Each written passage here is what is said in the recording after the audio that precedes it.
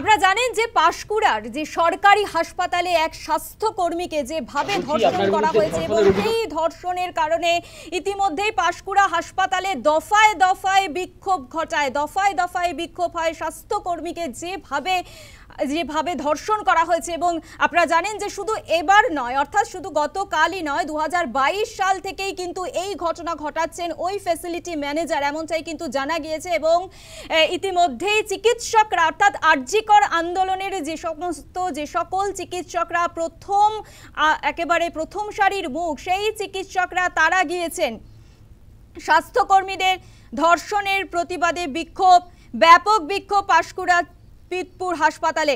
আরজিকরের পর এবার পাঁশকুড়া হাসপাতাল সুপার স্পেশালিটি হাসপাতালে ধারাবাহিক ধর্ষণ, হাসপাতালের স্বাস্থ্যকর্মীদের ধর্ষণের অভিযোগ ফ্যাসিলিটি ম্যানেজারের বিরুদ্ধে। গতকাল গ্রেফতার অভিযুক্ত জাহির আব্বাস খান।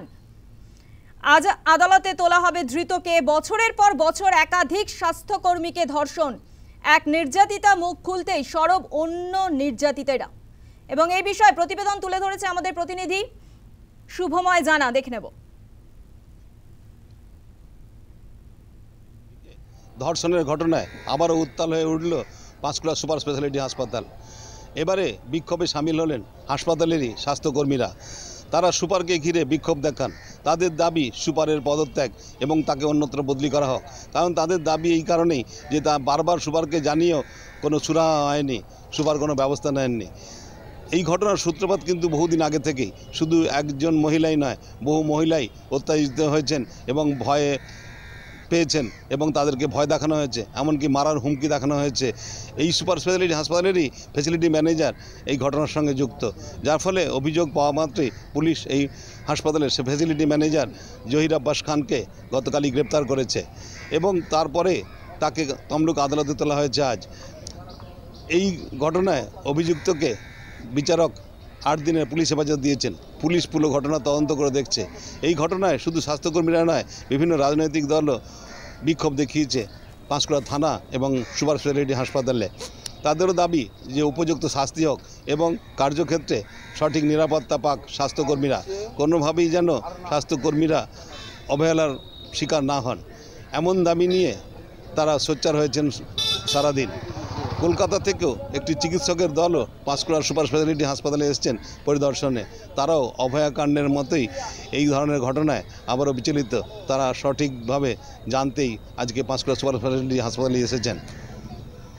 পুলিশ জানিয়েছে সঠিকভাবে বিচার করে দেখা হবে এবং যে ঘটনার সঠিক তদন্ত হবে এবং সিসিটিভির ফুটেজ সহ সমস্ত কিছু খতিয়ে দেখেই উপযুক্তভাবে শাস্তির ব্যবস্থা করা হবে এবং আদালতের কাছেও তারা সেই সমস্ত তথ্য তুলে ধরবেন। পূর্ব মেদিনীপুর থেকে ক্যামেরায় রঞ্জিত খাড়ার সঙ্গে শুভময় জানার রিপোর্ট, নিউজ টাইম। আর এই ঘটনা নিয়ে পাঁশকুড়া হাসপাতালে সুপার কি বলছেন শুনুন। একাধিক ধর্ষণ ঘটেছে এই হাসপাতালে, সেটা তো আমি কালকে নিউজ বাইটে দেখলাম এবং অভিযুক্তও বললেন, কিন্তু এর আগে তো কোনো সময় কেউ আমাকে জানায়নি। ওরাই তো আমাদের সিকিউরিটি গার্ড, রিলায়েবল ফ্যাসিলিটি আমাদের security guard, ward boy provide করে, স্ক্যাভেঞ্জার। আমাদের সিস্টাররা, আমাদের ডক্টররা ওনার ভরসায় থাকেন। এবার ওনারা যদি এরকম ঘটনা ঘটেন, আমরাই তো এখন নিরাপত্তাহীনতায় আছি। আমার স্টাফ নার্সরা বলছে আমরা স্যার কী করে থাকবো, ওরাই তো আমাদের সিকিউরিটি, আমরা তো ওদের ভরসায় থাকি। আমি কালকে তো তাই শুনলাম যে এরকম নাকি উনি অত্যাচার দীর্ঘদিন ধরে করছেন এবং এরকম তো যদি করে থাকেন ওনার সর্বোচ্চ শাস্তি আমি সরকারের কাছে, এই পুলিশের কাছে দাবি করব। এবং আমি কালকে আইসি সাহেবকে জানিয়েওছি যে আপনি ইমিডিয়েট অ্যাকশন নিন, আমার এরকম এমপ্লয়ির সঙ্গে নাকি এরকম ঘটনা ঘটেছে, এবং বলার সাথে সাথেই উনি অ্যারেস্ট করেছেন। পাঁশকুড়া হাসপাতালের এই ঘটনা নিয়ে ইতিমধ্যেই সরব হয়েছেন আরজিকর আন্দোলনের প্রতিবাদী চিকিৎসকরা। ইতিমধ্যেই তারা, অর্থাৎ অভয়া মঞ্চের চিকিৎসকরা, তারা গিয়েছেন পাঁশকুড়া হাসপাতালে এবং চিকিৎসক উৎপল বন্দ্যোপাধ্যায় এই বিষয়ে কি বলেছেন একবার শোনাবো। মহিলাদের উপরে নৃশংস অত্যাচার এবং ধর্ষণের ঘটনা, কোনো কোনো ক্ষেত্রে খুন, এটা আমাদের বাংলায় প্রতিদিনকার ঘটনা হয়ে দাঁড়িয়েছে। এখন আরজিকরের ক্ষেত্রে আমরা যেরকম প্রথম দিনই বলেছিলাম যে এটা হচ্ছে যে দুর্নীতি, দুর্বৃত্ত চক্র যে অপরাধের পরিবেশ তৈরি করেছিল, তার ফলে এটা একটা প্রাতিষ্ঠানিক একটা অপরাধ ওখানে সংগঠিত হয়েছিল এবং পরবর্তীকালে আমাদের সেই যে কথাগুলি অনেকটাই মান্যতা পেয়েছিল যখন এই অভিযোগগুলি এসেছিল যে পুলিশ এবং প্রশাসন অপরাধীকে আড়াল করতে চেয়েছে, কোথাও প্রমাণ লোপাট করতে চেয়েছে, দুর্নীতি বা দুর্বৃত্ত চক্রকে দূর করতে তারা উপযুক্ত ব্যবস্থা গ্রহণ করেননি। পরবর্তীকালে আমরা কসবা ল কলেজেও দেখেছি, সেখানেও হচ্ছে যে এরকমই একটা দুর্নীতি দুর্বৃত্ত চক্রের শিকার হয়েছিল একজন মহিলা। আজকে পাঁশকুড়ায় এরকম ঘটনা ঘটলো এবং প্রতিটা ক্ষেত্রেই আমরা মনে করি যে রাজ্যের যে একটা দুর্নীতি এবং দুর্বৃত্তরা যেভাবে একটা অপরাধের পরিবেশ তৈরি করেছে, থ্রেট কালচার এখনো যেভাবে চলছে, তাতে হচ্ছে যে এখানে কোনো মহিলা বা কোনো মানুষই নিরাপদ নয়।